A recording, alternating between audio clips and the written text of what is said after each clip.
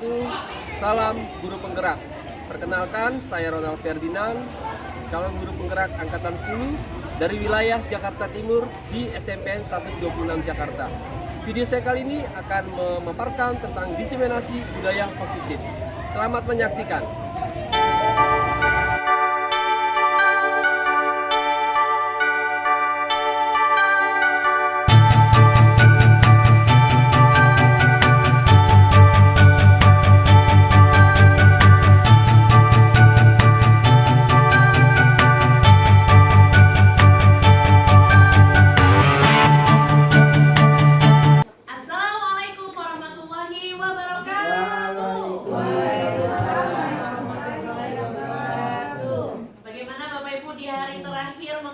Hari terakhir SAT, apakah masih semangat? Semangat ya Bapak Ibu sekalian ya. Semoga semangatnya tetap terjaga, semuanya kesehatannya juga. Sebentar lagi kita liburan Bapak Ibu, ayo semangat.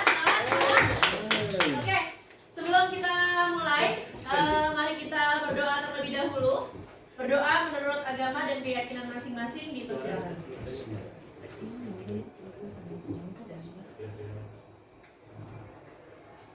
Berdoa selesai.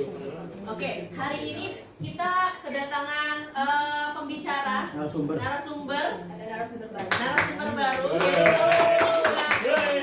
akan memeriahkan komunitas belajar kita setiap minggunya ya, setiap Rabu. Yaitu kita beri tepuk tangan Bapak Ronald Ferdinand. Bapak Ronald ini akan menampilkan diseminasi materi dari budaya positif ya Bapak Ibu. Sebelumnya saya mau pantun dulu, mohon dijawab cakep untuk bait pertama, bait kedua dijawab artinya. Mohon maaf Pak Effendi kalau masih belum cakep ya pantunnya.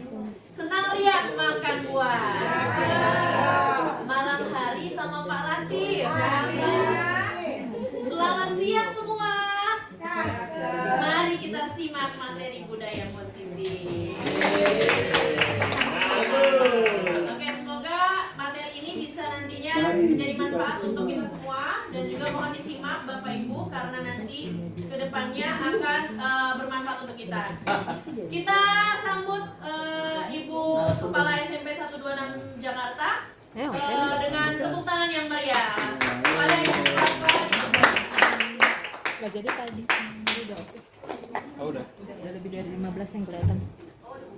Tadi kan Syaidah sudah membuka dengan pantun. Kita mau dong buka dengan pantun. Puisi dong. Puisi dan panjangan. Pantun aja ya. Berlibur ke Tanjung Pinang. Nunggunya di pinggir dermaga. Ketika ada yang mengucap salam, harap dijawab dengan lantang dan bertenaga. Assalamualaikum warahmatullahi wabarakatuh.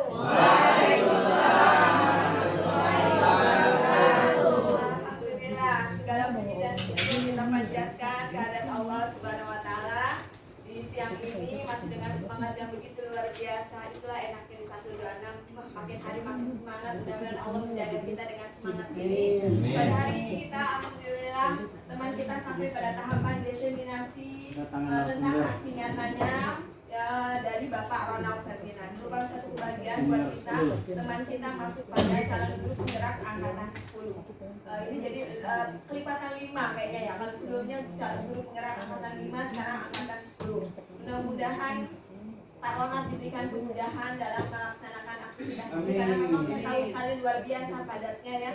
Kalau itu jatuh bangun berdiri ya. Kalau saya lihat dulu bujur ya melaksanakannya ya.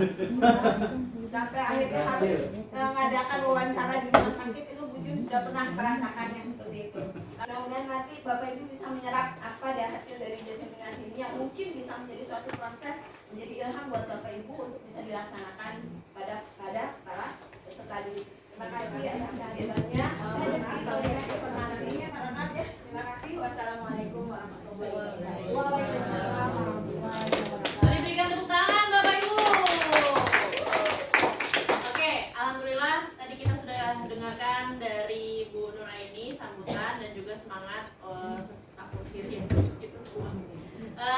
Selanjutnya adalah acara inti, yaitu pemaparan materi budaya positif oleh Bapak Ronald Ferdinand.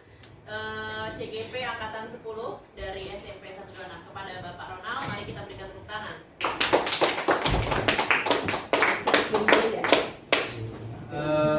Terima kasih buat rekan saya, Bu Saida dan juga Ibu Kepala Sekolah. Selamat melanjutkan aktivitas Ibu. Tadi 2 orang sebelumnya sudah pantun. Saya mau pantun dulu boleh ya? Boleh. Bebas. Jangan lupa cakepnya. Makan roti pakai selai. Cakep. Mari kita mulai.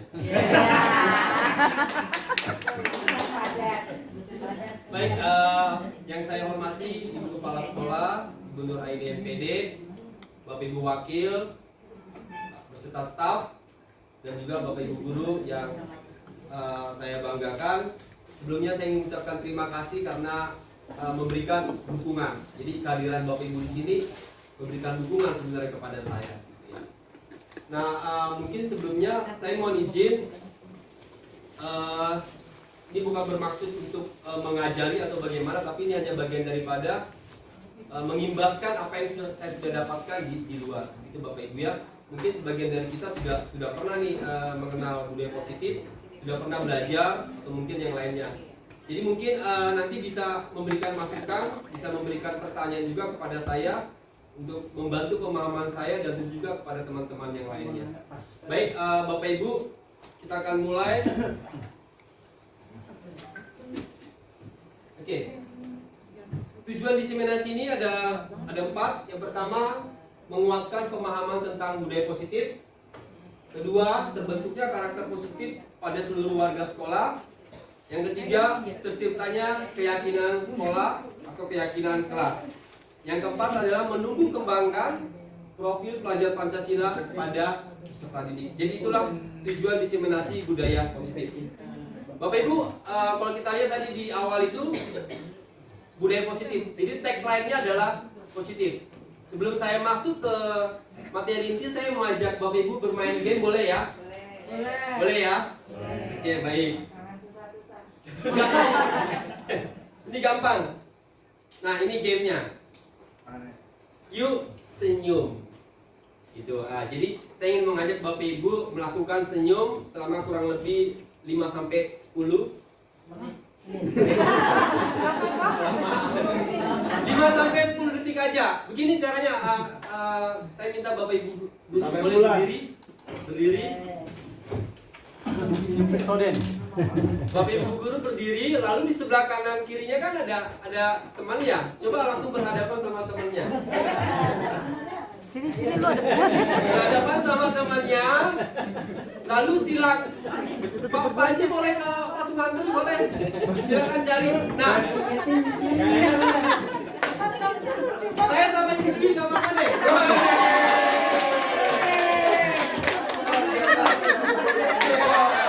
Caranya ini gini Bapak Ibu. Jadi nanti kita akan hitung 5, 4, 3, 2, 1. Bapak Ibu cukup melemparkan senyum selama 5 detik kepada Contoh temannya.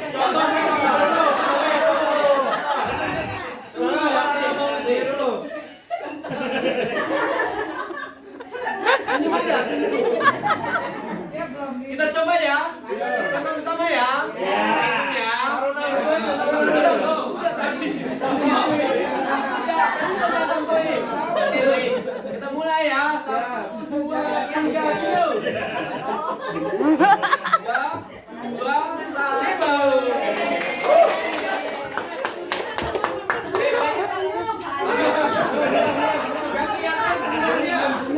Pak Ronald tadi nggak senyum, Pak Ronald belum senyum. Nanti kita akan ulangi setelah cara ini ya Bu Dwi ya. Ya, jadi Bapak Ibu guru, kenapa saya mengajak Bapak Ibu untuk bermain senyum ini? Karena senyum itu mungkin cara yang paling simpel, cara yang paling mudah untuk memunculkan Melupakan cicilan. baik. Ya, itu juga termasuk ya, apalagi Jadi kita termasuk ya, kita mikir yang lain. Apalagi Bapak Ibu guru nih sudah capek nih ngawas anak dari hari pertama sampai dengan sekarang gitu ya. Jadi itu cara yang paling mudah. Nanti mungkin juga bisa diterapkan di kelas. Mungkin bingung dengan ice breaking, suruh aja nanti anak berdiri ya berhadapan seperti itu lalu tatap lalu senyum. Gitu Bapak Ibu Guru, terima kasih. Oke, baik, kita akan masuk ke materinya. Budaya positif. Mungkin saya ingin bertanya dulu ke Bapak Ibu Guru nih. Mungkin pernah mendapatkan pembelajaran di luar sana atau pernah mungkin membaca tentang pengertian daripada budaya positif. Boleh Bapak Ibu di-share ke teman-teman di sini atau boleh menginfokan kepada kita semua. Apa sih itu budaya positif? Sesuai dengan pemahaman Bapak Ibu saja. Ini kan budaya positif di PMM ada juga ya. Mungkin ada yang sudah pernah mengikuti sampai melakukan aksi nyata. Boleh di-share ke saya sebelum saya akan memberikan atau saya sampaikan apa yang saya ketahui. Apa itu? Budaya positif itu apa? Ada yang tahu? Tunggu penjelasan para Boleh bungkus kacang hijau kalau tidak. Kalau saya Ya. itu tadi malah pikiran saya malah nanya, Nah. bukan Mau Mau jawab, saya mau nanya. tanya maksudnya kan positif yang bagaimana gitu. Oh iya, positif yang seperti apa Ibu ya? Jadi nggak mau ditanya, nanya aja.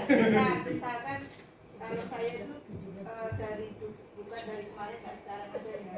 Yang dimaksud positif itu yang bagaimana? Karena positifnya kita dengan mungkin daerah kita dengan daerah yang lain kan berbeda. Oh iya ini beratnya masalah gairah memang berat.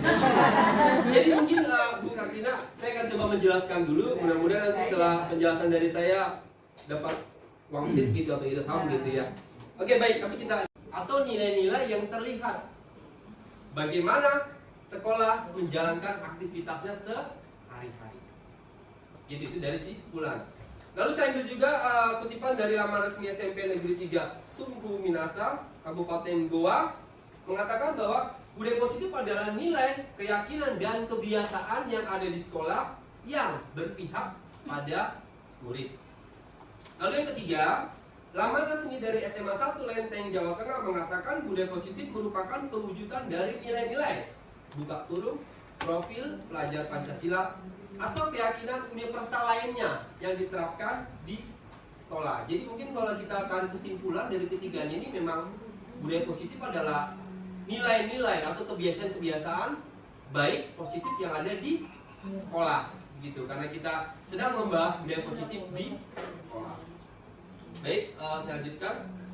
Bapak Ibu ada 6 sub yang akan saya coba imbaskan tentang budaya positif.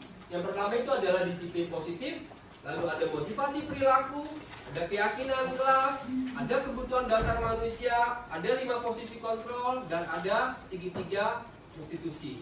Dan keenamnya ini saling terkait, Bapak Ibu. Jadi mungkin tadi pertanyaan Ibu Kartina, budaya positif yang seperti apa? Nah, jadi mungkin pada anak. ya. Enggak, asbulan ya. Jadi ya, Pada anak. ya boleh. Jadi kita akan kaitkan ke enamnya nih. Mudah-mudahan nanti pertanyaan dari Bu Kartina kita bisa menjawab. Baik, Bapak Ibu, kita akan coba yang pertama. Pertama itu disiplin positif.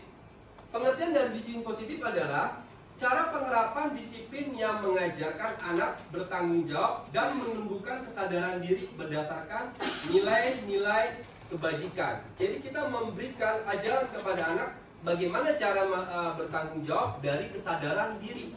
Bukan karena kita suruh, bukan karena kita hukum, bukan karena kita marah-marahi. Jadi benar-benar bagaimana kita menanamkan nilai-nilai kebajikan itu supaya anak-anak bisa sadar gitu. Jadi kita nggak perlu menyuruh-nyuruh lah, kira-kira seperti itu. Disiplin positif juga disampaikan bahwa dapat membuat murid memahami atau melakukan hal positif berdasarkan motivasi internal. Ini barusan saya sudah sampaikan. Bukan karena paksaan, bukan karena pujian, atau bahkan juga hukuman. Begitu Bapak Ibu. Jadi itulah yang dimaksud dengan disiplin positif. Nah, kalau Bapak Ibu lihat di sini ada kalimat yang saya kasih yellow bold, itu adalah nilai-nilai kebajikan. Nilai-nilai kebajikan apa sih yang Bapak Ibu ketahui? Atau apa sih yang biasa kita sering dengar? Paling kan sopan santun, begitu ya Bu ya. Lalu ada ramah, tolong menolong, dan segala macamnya itu. Dari dulu mungkin kita sudah tahu ada banyak nilai-nilai kebajikan yang beredar di lingkungan masyarakat. atau mungkin di keluarga Bapak Ibu. Tapi di dalam sekolah itu Bapak Ibu, nilai-nilai kebajikan yang dimaksud itu sudah dirangkum oleh Kemendikbud, yaitu profil pelajar Pancasila. Jadi ini sudah mengcover semua nilai-nilai kebajikannya. Misalnya contoh, saya ambil cinta tanah air. Cinta tanah air itu ada yang tahu ada di mana? Dimensi mana? Nggak kelihatan. Cinta tanah air ada di Bineka. bisa di Bhinneka Tunggal Ika, bisa. Ada juga bisa dimaksud di beriman dan bertakwa dan berakhlak mulia, karena ada berakhlak bernegara di situ. Nah, masuk juga cinta tanah air. Lalu saling membantu ada di mana? Ada di Indonesia. Jadi memang Kemendikbud menjadikan profil pelajar Pancasila ini sebagai nilai-nilai kebajikan yang perlu ada di sekolah itu memang sudah mempertimbangkan hal seperti itu. Mungkin kalau saya mau coba gunakan kalimat yang mudah dipahami, ya ini sudah pakai komplit lah. Semuanya sudah ada di dalamnya. Nah itulah tadi dimaksudkan dengan disiplin positif seperti apa yang perlu kita tanamkan, yaitu menanamkan nilai-nilai kebajikan profil pelajar Pancasila. Kita kalau tidak salah sudah 2 kali yang melakukan kegiatan ini, 2 tahun maksudnya, sudah 2 tahun, berarti sudah 6 kali.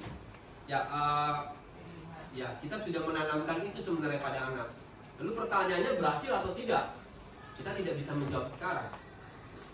Karena kalau menurut saya nilai itu mungkin kita nggak bisa rasakan sekarang, mungkin ke depannya. Tapi paling tidak kita sudah mencoba untuk menanamkan nilai tersebut. Begitu Bapak Ibu.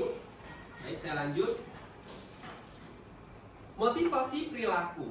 Tadi dikatakan di awal sebelumnya bahwa kita perlu memunculkan motivasi perilaku dalam diri anak supaya dia mau melakukan atau menanamkan nilai-nilai kebajikan tersebut. Nah, motivasi perilaku itu secara teori ada 3 Bapak Ibu.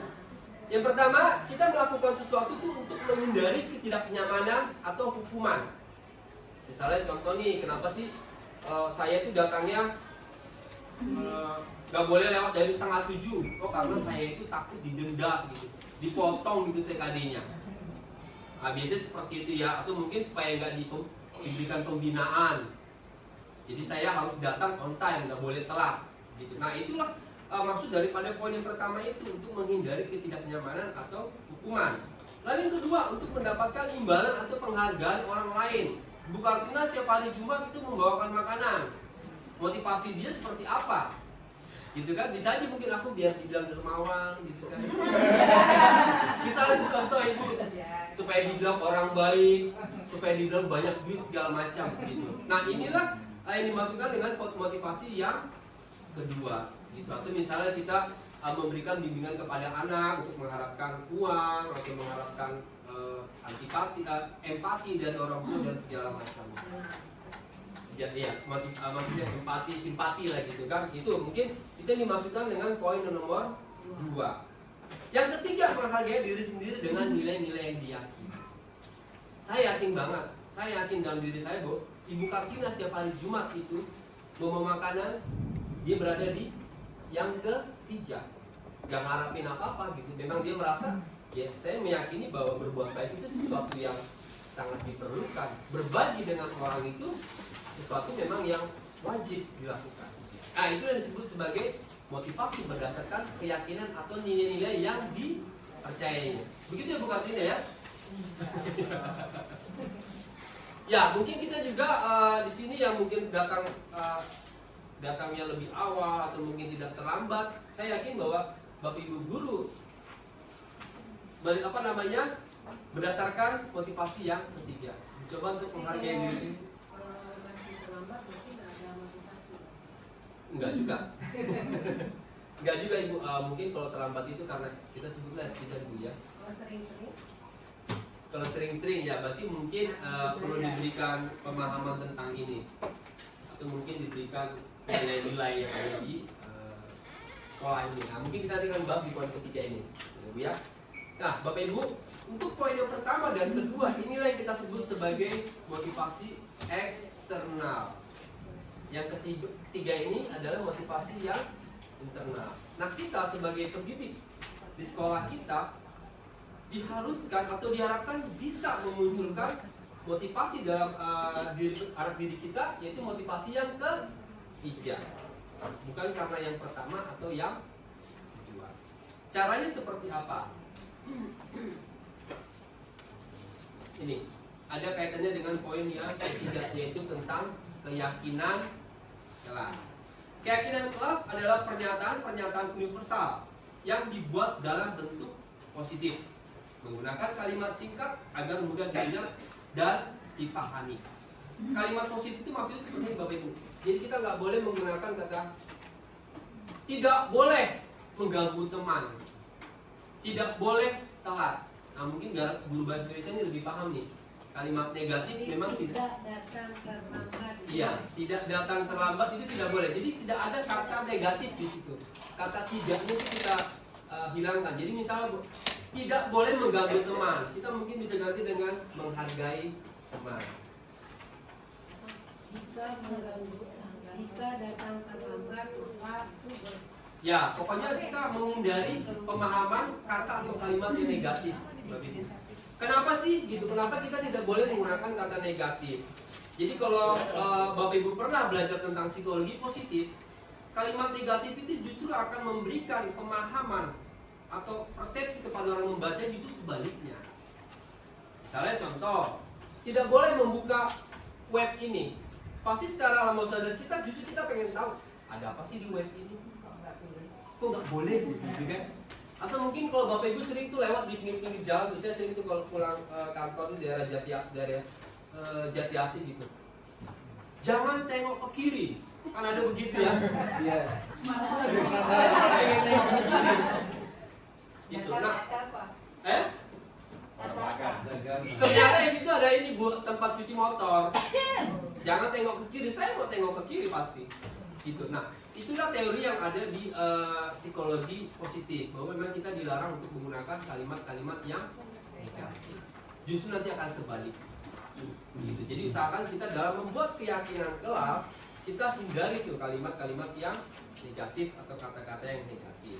Lalu yang kedua, kita usahakan menggunakan kalimat yang singkat, jangan panjang-panjang, nanti keyakinan kelas dibikin satu alinea. Nanti murid kita akan sulit untuk memahaminya, mengingatnya dia akan sulit. Carilah kalimat yang benar singkat dan mudah dipahami. Tidak boleh ada circle di kelas bagi kita. Berarti kemarin saya pernah bikin keyakinan kelas itu salah kalimatnya. Banyak Iya. Tidak boleh datang terlambat, tidak boleh membuang sampah, tidak boleh. Ya, kita bisa ganti Bu, misalnya contoh nih, tidak boleh membuang sampah. Mungkin kita ganti kalimat positifnya menjaga kebersihan. Atau buanglah sampah pada tempatnya. Yang penting kita hindari tidak, jangan, ora iso kayak gitu nggak boleh. Sama ya. Orang Gitu Bu, jadi keyakinan kelas kita hindari seperti itu. Termasuk mungkin ketika kita berbicara dengan anak ya, kita hindari kalimat-kalimat yang negatif. Ya harus pintar-pintar, mungkin nanti kita bisa belajar sama guru-guru bahasa Indonesia bagaimana sih cara membuat kalimat positif gitu ya. Siap ya Pak E ya? Siap. Oke baik. Keyakinan kelas itu mutlak guru memiliki peranan penting. Jadi bukan anak, guru. Guru sebagai apa? Sebagai fasilitator. Dia akan memfasilitasi anaknya dalam membuat keyakinan kelas. Dari mana? Jadi keyakinan kelas ini benar-benar pernyataan universal yang berasal dari peserta didik, bukan berasal dari Bapak Ibu guru. Kita hanya memfilter, kayak tadi kan kita sampaikan ke anak, nggak boleh nih kata negatif. Kita hanya menyaring, kadang-kala anak itu membuat pernyataan-pernyataan yang ya nyeleneh atau bagaimana. Justru seperti itu yang menjadi tugas kita. Tapi ide dan gagasan itu ada harus dari anak. Karena harapannya ketika anak itu yang membuat keyakinan atau mengutarakan ide itu, kemungkinan besar dia akan mengingat dan akan menjadi mengikuti keyakinan itu.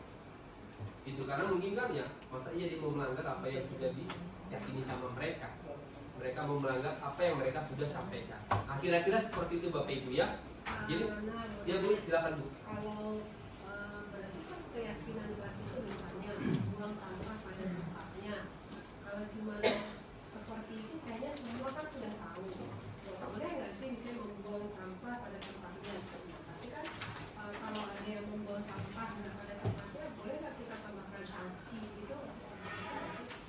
Jadi di dalam disiplin positif Ibu, sebenarnya kita tidak boleh lagi menggunakan kata hukum atau sanksi, tapi lebih kepada konsekuensi. Misalnya contoh, Ibu melihat anak Ibu membuang sampah sembarangan. Saya nih, contoh nih, bikin materi kelas tentang gimana cara menjaga kebersihan kelas, kira-kira menurut Pak Mama kalimatnya apa sih? Ya, menjaga kebersihan. Gitu. Jadi kita tidak menampilkan sanksi dalam keyakinan kelas. Jadi kalau misalnya sanksi atau mungkin konsekuensi, kita sampaikan ketika anak itu melanggar nilai itu. Mereka melanggar keyakinannya, kita akan panggil. Nah, makanya nanti ada teknik terakhir itu ada namanya segitiga restitusi. Jadi itu cara kita nanti untuk menangani. Tidak ditampilkan di Tidak. keyakinan kelas. Iya, tidak menampilkan. Jadi untuk keyakinan kelas kita hanya menampilkan pernyataan-pernyataan, bukan pernyataan keyakinan, bukan hukuman gitu, bukan konsekuensi. Gitu Ibu. Oke, baik Bapak Ibu, saya lanjutkan ya. Mau senyum lagi? Terpesona. Oke, Bapak Ibu, sebelum melanjutkan ke poin 456, saya ingin mengajak Bapak Ibu untuk saya tadi mana ya? Saya akan mengajak Bapak Ibu untuk menonton tentang disiplin, budayakan disiplin. Nanti boleh minta 1-2 orang untuk menanggapi ya Bapak Ibu ya.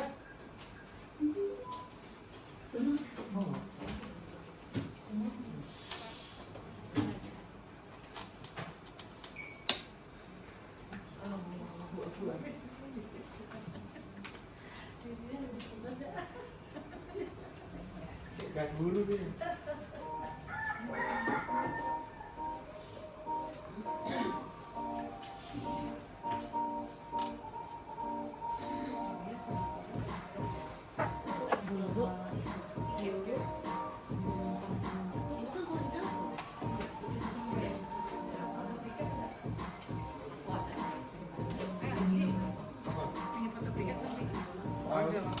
Udah bagus ini.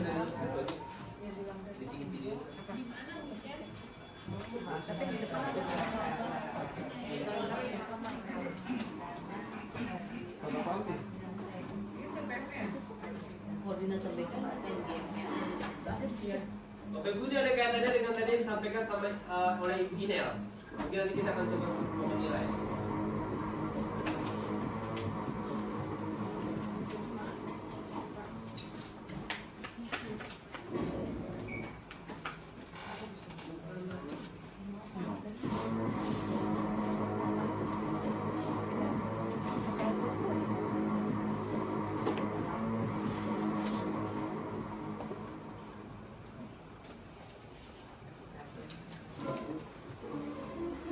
Jauh banget lagi ya.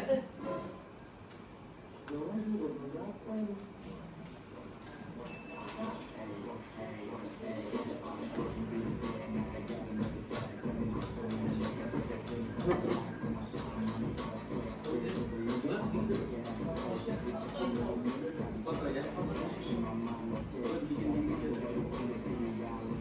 Banyak banget ini ya.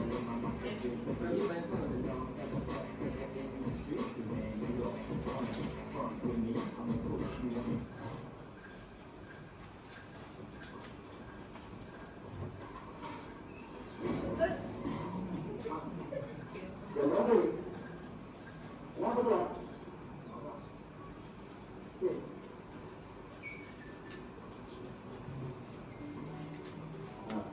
Kamu saya ikut di sini ya.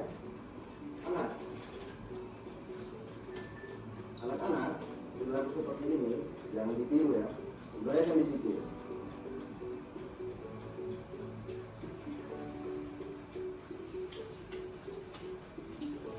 Videonya baru ya? Video lama nih kita. Enggak, punya kita nggak seperti ini. Berarti baru. Punya kita. Kita perempuan. Baik, Bapak Ibu, saya mau minta tanggapan Bapak Ibu. Mungkin sebenarnya saya masih agak bingung juga ini di sini. Tapi menurut Bapak Ibu, kira-kira dari studi kasus yang ada di video tadi, yang dilakukan oleh gurunya itu sudah tepat atau belum? Belum tepat. Oke, boleh, Pak Thompson boleh minta ini deh. Oh, Kira-kira kenapa dibilang belum tepat? harusnya gurunya itu Ngajak mengajak mengobrol anak itu, mengajak mengobrol anak itu, lalu menyuruh anak itu berpikir kira-kira kesalahannya apa? Tadi Fabio gak digituin. Aja sukanya Ini biar ada kilonnya di pertanyaan. Siap. Jangan dibocorkan dulu. Pak Haji bunuh karakter lagi. videonya Lama keceplosan. Nah ini kan beliau minta masukan saya. Nah, harusnya ditanya anak itu kira-kira kesalahannya apa. Sampai nanti anak itu tahu sendiri kesalahannya apa. Dia sendiri yang menyebutkan kesalahannya, kenapa permasalahannya, kesalahannya apa yang dilanggarnya. Dia nanti yang akan menyampaikannya, sehingga nanti siswa itu diajak untuk mampu menyadari kekurangan kesalahan apa yang dia lakukan. Jadi tadi saya lihat si guru itu hanya menyuruh berdiri saja. Jadi tidak ada interaksi yang positif yang dilakukan oleh guru tersebut. Oke, kita beri tepuk tangan untuk Bapak Ustaz. Yang kadang-kadang memang teori dengan praktek agak iya. Saya berfungsi seperti itu. Nah itulah fungsi kita belajar Bapak Ibu. Jadi nggak apa-apa gitu ya. Pak Ahmad mungkin tadi bilang katanya kenapa nih, kira-kira apa alasannya? Sama intinya gitu sih, ditanya juga alasannya. Oke, alasan lambatnya seperti apa? Interogasi dulu. Interogasi, diajak dialog ya. Jadi kalau kita lihat memang di sana langsung sini kamu saya hukum. Nah itu mungkin yang kadang-kadang hukuman itu tidak sesuai dengan apa yang dilakukan sama si anak. Nah itulah mungkin kadang-kala yang masih sering saya lakukan, atau mungkin masih sering Bapak Ibu. Nah jadi ya betul. Padahal mau ada menghadapi anak yang sering nambah berarti. Kalau materi disiplin positif ini pastinya nggak boleh dihukum, gitu ya? Konsekuensi gitu. Ya. Apa sih bedanya konsekuensi dengan hukuman? Jadi kalau hukuman itu nanti mungkin Pak saya bisa menambahkan Pak Pea sama Bu Julia, saya takut salah ya. Jadi hukuman itu yang pertama anak itu akan merasa tidak nyaman. Yang kedua hukuman itu sifatnya spontan. Kadang-kadang tidak ada korelasi dengan apa yang dilakukan oleh anak. Saya ambil contoh, misalnya anak terlambat nih. Kamu tahu belum? Saya mau jawab dulu. Maksudnya antara konsekuensi yang hukuman belajar ya, soalnya mohon maaf, kadang-kadang saya mungkin teman-teman juga sering melakukan. Kadang-kadang kita malah ada waktu-waktu tertentu emang harus ada efek jerah kan? Contoh kayak kemarin itu saya berdiri di depan yang salaman kemudian udah jam 1:30 itu anak masih yang ditanya nggak ini ya tadi dulu ya masih banyak yang terlambat tuh, terus sudah kita hayo gitu ya kemarin itu mereka jalan nyantai gitu. Terus tadinya sudah mau masuk tapi kok rasa-rasanya ada ini saja pakai trik begini kali ini untuk terapi anak biar besok tidak terulang. Terus akhirnya usaha ditutup pintu tapi emang kita tanya seperti kamu kenapa diantar atau tidak, terus diantar tapi turunnya di langsung ke sekolah kan, bawa motor terlambat nggak tadi harusnya enggak menunggu temen gitu kan.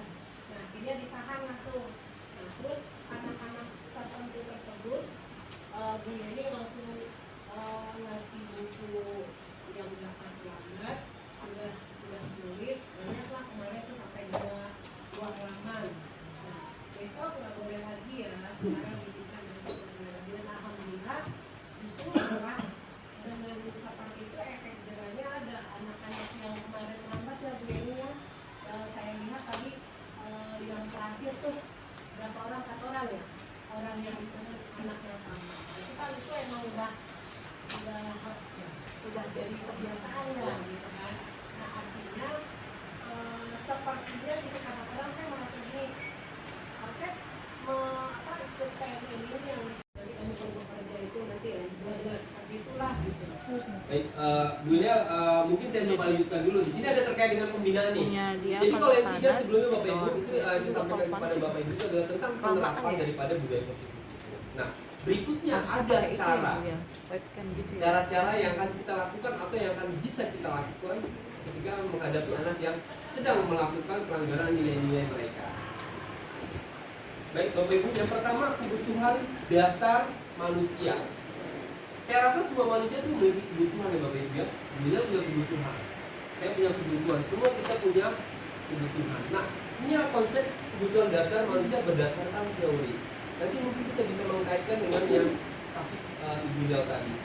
Kita misalnya bisa tanya, kenapa sih dia terlambat? Mungkin karena dia sedang misalnya contoh nih Bu ya, dia tadi tuh sebelum berangkat makan dulu. Dia kebutuhan. Nah, jadi bahkan teori mengatakan begini, Ibu Del atau Bapak Ibu yang lainnya, ketika seorang murid melakukan hal yang tidak sesuai dengan nilai kebajikan, yang sebenarnya terjadi adalah murid sedang menghadapi kesulitan atau kegagalan dalam memenuhi kebutuhan. Kebutuhan yang mana? Kebutuhan yang begitu. Ini bukan saya yang mengatakan, ini adalah teori mengatakan seperti itu. Tapi saya yakin dan percaya bahwa memang ya termasuk kita juga mungkin kadang-kadang melakukan kesalahan karena ada sesuatu kebutuhan kita yang gagal kita dapatkan. Gitu. Jadi misalnya contoh ya kadang-kadang kayak contoh saya pulang ke rumah gitu kan, saya kan kadang-kadang butuh dilayani gitu ya, terus dilayani diberikan minum segala macam gitu. Cuma kadang ketika saya tidak mendapatkan itu saya jadi suka marah nggak jelas. Misalnya saya contoh saya, mungkin Bapak Ibu lain juga seperti itu. Oh enggak ya? Ya, ini saya ambil contoh Bu, ada studi kasus, ini kisah nyata Bu, kisah nyata. Ibu Juleha adalah wali kelas 9, ini kalau nggak salah terjadi di Jombang, SMP. Ibu Juleha wali kelas 9A, dia sedang mengalami kebingungan untuk menghadapi salah satu muridnya Tommy, nggak ada namanya Tommy ini ya, yang seringkali meminta bekal makan siang kepada temannya dengan cara memaksa. Jika Anda menghadapi situasi seperti ini, apa yang Anda lakukan? Kira-kira apa alasan Tommy melakukan? Nah, kita diharapkan bisa mengkaitkan apa yang dilakukan Tommy ini dari kebutuhan. Caranya bagaimana Bapak Ibu mengajak dia dialog? Benar tadi disampaikan Pak Tommy. Ada apa? Misalnya Tommy ini melanggar, misalnya dia kenapa sih minta makanan karena dia tidak diberikan makanan oleh orang tuanya. Dialog alasannya itu berarti ada kaitannya dengan kebutuhan bertahan hidup. Lalu solusi bagaimana ketika dia memberikan alasan seperti itu? Ya, mungkin kita bisa memberikan, ini Bapak ada rezekinya 5.000, kamu makan dulu sana. Atau kita bisa mengajarkan ke anak-anak yang lainnya, yuk kita patungan memberikan makanan, bukan memberikan uang ya Bapak Ibu ya. Sampai punya makanan lagi coba kita berikan kepada. Jadi harapannya dengan ada kita mengetahui alasan daripada kebutuhan si Tom ini, kita bisa memberikan. Misalnya contoh, dia tuh melakukan seperti itu supaya dipanggil oleh Bapak Ibu guru. Kita kadang-kadang ada ketemu murid seperti itu ya, cari perhatian. Aku pengen masuk BK loh. Ada juga loh anak yang senang masuk BK. Aku pengen masuk BK nih, mau ketemu Bu Inel, Bu Yeni gitu kan, ada juga. Jadi artinya apa? Dia sedang membutuhkan kasih sayang. Jadi perhatian. Atau mungkin misalnya si Tommy ini merasa dia itu bosan sama orang tuanya itu dikasih bekal itu tempe mulu setiap hari selama 1 tahun. Asam urat kali Pak. Nah, bisa. Jadi dia merasa bosan. Jadi ada kebutuhan yang harus dipenuhi, itu kebutuhan tentang kebebasan. Jadi dia pengen mendapatkan yang lain. Itu juga mungkin Bapak Ibu ketika kita sedang melihat atau merasakan anak kita itu jenuh di kelas, ya mungkin kita harus mengubah cara kita mengajar. Mungkin kita harus mengganti metode kita mengajar. Jadi ada kebutuhan yang menurut saya anak itu gagal memenuhinya, kesulitan untuk memenuhinya. Nah itulah mungkin tadi salah satu caranya adalah kita mengajak anak dialog Bapak Ibu. Jangan ketika anak melakukan salah kita langsung hukum. Anak melakukan salah kita langsung hukum. Saya juga masih seperti itu. Percayalah, saya masih seperti itu. Tapi saya akan coba belajar. Mudah-mudahan, ya. Mudah-mudahan Bapak Ibu guru juga bisa mau seperti itu, belajar. Begitu Bapak Ibu guru ya. Saya lanjut. Nah, untuk melakukan dialog kepada anak, ada posisi kontrol yang perlu kita pilih. Ada posisi kontrol yang harusnya kita pilih. Berdasarkan teori ada 5 posisi kontrol. Yang pertama di atas itu sebagai penghukum, yang kedua itu sebagai pembuat merasa bersalah, yang ketiga sebagai teman, yang keempat sebagai pemantau, dan yang kelima sebagai manajer. Nah ini Bapak Ibu, kita lihat, tabelnya kelihatan nggak? Kelihatan ya, oke baik. Kita lihat ya Bapak Ibu ya. Sebagai penghukum, dia berada di yang paling kiri. Dia biasanya itu langsung menghukum aja, kayak tadi yang di video itu. Ada apa-apa anak langsung hukum, ada apa-apa anak langsung hukum. Ada posisi kontrol guru seperti ini, ada gitu. Lalu yang kedua, dia membuat merasa bersalah. Biasanya dia mengatakan seperti ini Bapak Ibu, kamu tuh seharusnya nggak seperti itu. Jadi anak itu benar-benar dicekokin terus, membuat dirinya itu merasa bersalah gitu. Dihardik, dikucilkan bahwa kamu melakukan kesalahan gitu. Jadi kamu tuh dibuat sebagai orang yang reseh lah gitu. Kira-kira seperti itu. Nah itu posisi kontrol guru sebagai pembuat rasa bersalah. Lalu yang kedua, posisi kontrol sebagai teman. Nah biasanya kalimat yang diberikan seperti ini, ayolah kamu kok mau begitu terus sih, kamu membuat ibu malu deh. Sekali dong kamu ya lakukan ini demi saya, demi bapak ibu guru. Nah, jadi dia menganggap anak itu sebagai teman. Lalu jangan bikin ibu malu berarti merasa bersalah.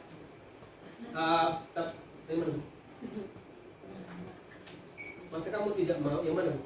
Ya itu Pak Ronald tadi bilang ibu malu. Oh iya itu kayaknya salah deh Ronald ya. Jadi itu yang membuat rasa bersalah ya, seperti itu ya, kamu membuat ibu malu, jadi anak itu kesannya dia bersalah ya. Oke, lalu berikutnya pemantau. Kalau pemantau ini dia sekedar melakukan checklist, melakukan catatan kepada anak. Kira-kira apa sih yang kamu lakukan? Dicatat. Kadang-kala bapak ibu guru dia yang bertanya, dia yang menjawab juga. Ya. Nah, itu yang sebagai pemantau. Lalu posisi kontrol yang terakhir itu adalah sebagai manajer. Nah, sebagai manajer ini biasanya mirip-mirip dikit lah dengan pemantau. Hanya saja manajer ini mengarahkan kepada anak untuk menawarkan solusinya apa kira-kira. Setelah kamu melakukan ini, kira-kira apa? Konsekuensinya apa?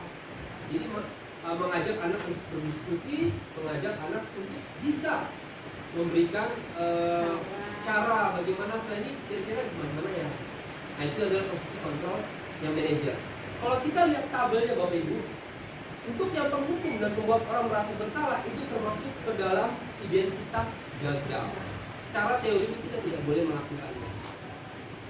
Secara teori kita tidak boleh melakukan yang posisi kontrol yang pertama dan yang kedua. Lalu kalau yang teman dan pemantau ini masuk dalam identitas berhasil atau sukses.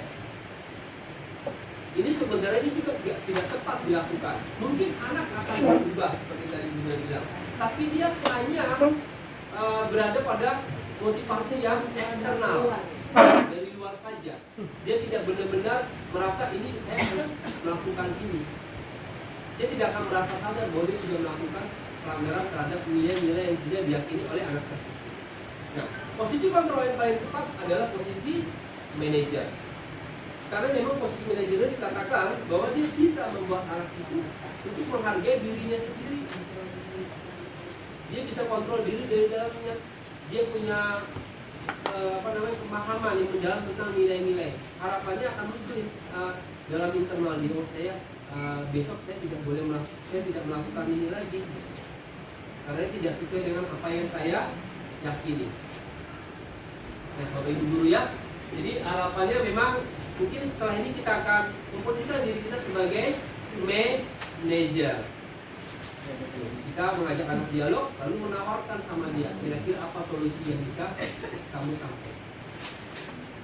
Nah, menurut teori seperti itu. Ya. Prakteknya. Ya, oke, baik. Prakteknya yang ini Bu Kartina. Kita akan coba. Nah, posisi manajer ini berada pada segitiga restitusi. Cara untuk menempatkan diri kita sebagai posisi manajer adalah menggunakan segitiga restitusi. Nah, Segitiga restitusi itu ada 3 cara Bapak Ibu. Yang pertama itu adalah menstabilkan identitas. Saya ambil contoh studi kasus yang tadi sebelumnya Tommy. Ketika Tommy mengambil makanan temannya, kita jangan langsung memarahi dia. Kita memberikan pemakluman, menstabilkan identitas. Caranya seperti ini. Ya, saya maklum apa yang kamu lakukan itu memang kalau memang lapar ya, saya juga akan melakukan itu. Saya akan meminta makanan atau mungkin Bapak Ibu juga pernah melakukan itu. Saya juga pernah melakukan itu. Atau menyatakan seperti ini, siapa sih nggak pernah berbuat salah? Jadi artinya Bapak Ibu guru memberikan penguatan, menstabilkan identitas daripada Tommy itu untuk membuat Tommy itu merasa tidak menjadi orang yang sangat bersalah. Harapannya seperti itu Bapak Ibu guru. Nah pertanyaan-pertanyaan seperti tadi ya, tiap orang pernah melakukan kesalahan, lebih boleh menyampaikan seperti itu. Atau mungkin kamu bukan satu-satunya pernah melakukan kesalahan, yang lainnya juga pernah.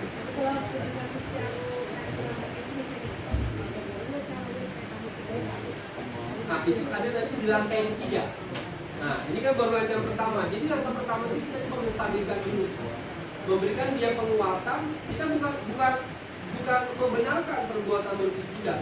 Kita hanya coba memakluminya dulu, menstabilkan identitas. Oke Bapak, siapa sih nggak pernah melakukan kesalahan? Jadi dibuat seperti itu. Lalu langkah yang kedua adalah melakukan validasi tindakan salah.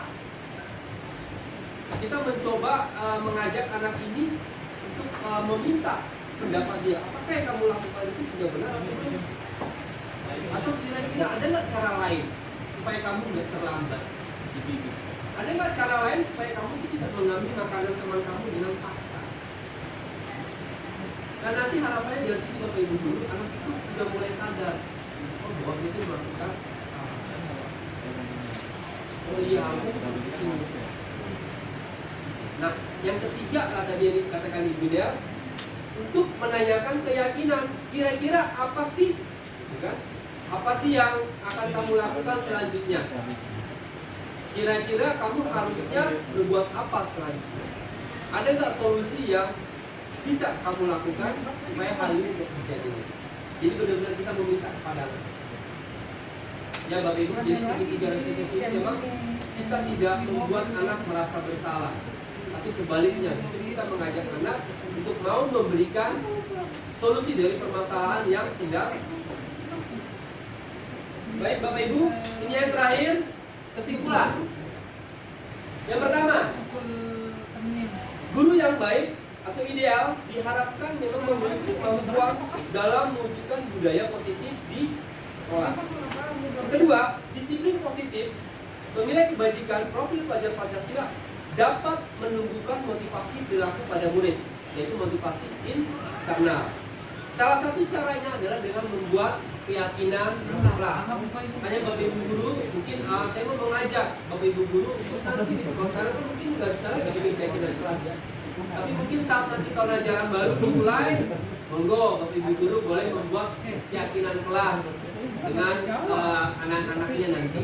Jadi kalau misalnya bingung atau bagaimana, kita bisa nanti sharing dengan Pak Fir dan Ibu juga bisa, atau dengan saya, atau Ibu Saida juga bisa buat keyakinan kelas untuk resistensinya gitu ya Bapak Ibu ya. Jadi kita akan sama-sama gitu. Lalu berikutnya, kebutuhan dasar manusia, 5 posisi kontrol dan segitiga restitusi merupakan cara guru untuk melakukan pelayanan atau pembinaan kepada anak. Jadi itu memang cara yang saat ini ideal untuk bisa dilakukan oleh kita. Untuk apa? Untuk menanamkan budaya positif. Kesimpulan yang terakhir, diharapkan melalui penerapan budaya positif, visi SMP Negeri 126 Jakarta dapat terrealisasi secara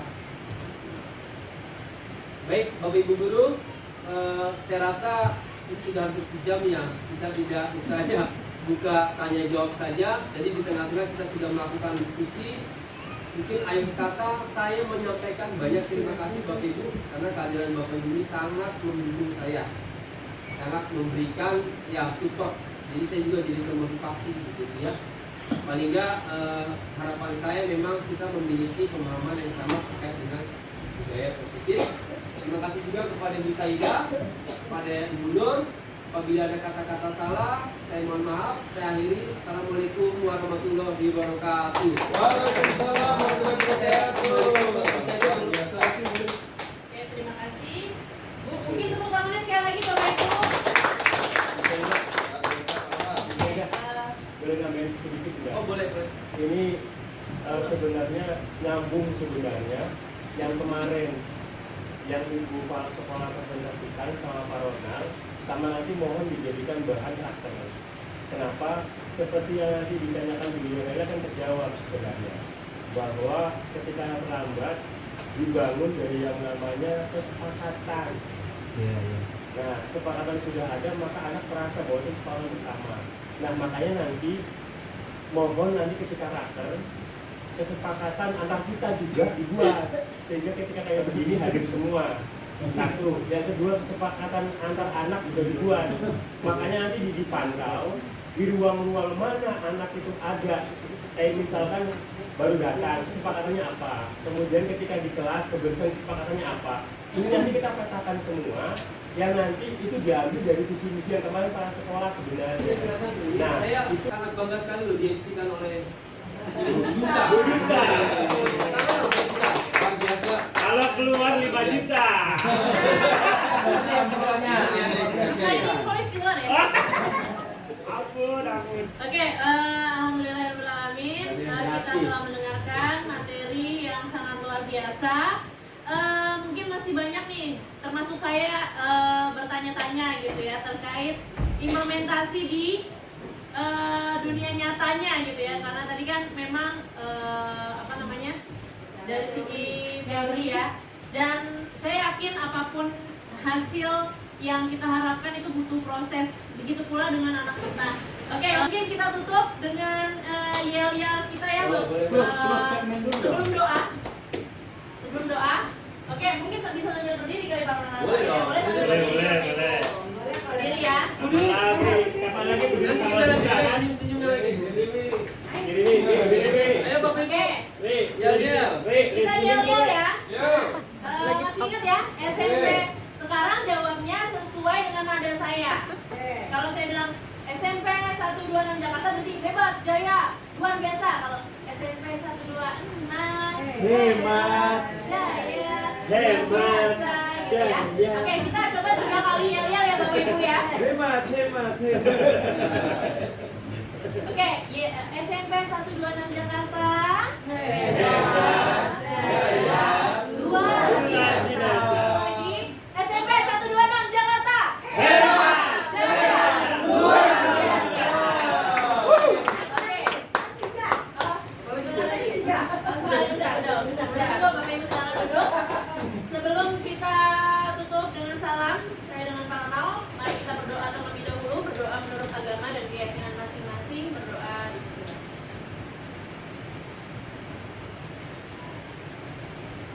Berdoa selesai, akhirul kalam, saya dan Pak Ronald apabila ada salah-salah kata, mohon maaf.